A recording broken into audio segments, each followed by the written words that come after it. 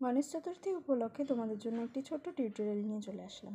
দেখতেই পাচ্ছ আমি আগেই একটি ফেস এঁকে নিয়েছিলাম, তারপর ভাবলাম আমি কিভাবে এটাকে ড্র করি তোমাদের সাথেও একটু শেয়ার করা যাক। ফেসটা আগেই ড্র করার পর তার ফিগারটা ড্র করে নিচ্ছি, সাথে গণেশজির কোমর বন্ধনটাও আমি এঁকে নিয়েছিলাম। এরপর তার দুটি হাত এঁকে নিলাম, তার পুরো ফিগারটা কমপ্লিট করে তারপরে কিন্তু আমরা তাকে সাজিয়ে তুলব। এরপর তার ধুতি পরা পা দুটো আমরা এঁকে নিচ্ছি। এতই মন দিয়ে কাজ করছিলাম যে তার পা দুটোর ভিডিও করতেই ভুলে গেছি। এরপর ধাপে ধাপে তার মুকুট, চূড়া সুন্দর করে নকশা করে নিচ্ছি। কোথায় কোথায় ডিজাইন দেওয়া যায় সেই জায়গাগুলোকে ড্র করে তার চক্ষুদানটা দেখানো হলো না।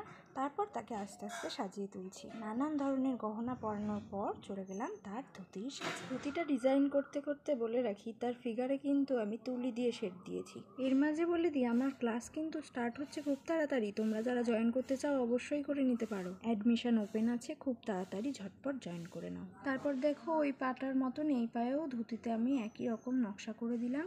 বর্ডার দিয়ে, কোল্যাপস দিয়ে, শেড দিয়ে একই রকমভাবে নকশা করে দিচ্ছি। এরপর আমি কানটাও তাই করছি, কানটাতেও একটু শেড দিয়ে দিচ্ছি। এইরকমভাবে দুটো কানেই শেড দিয়ে নেব। তাই আর পরের গানটা ভিডিও করলাম না। আমাদের গণেশজিকে তো খুব সুন্দর দেখতে লাগতে হবে নাকি, সেই জন্য একটু বর্ডার দিয়ে তাকে হাইলাইট করে দিলাম। এইরকম আরও টিউটোরিয়াল দেখতে আমার পেজটিকে ফলো করে দাও।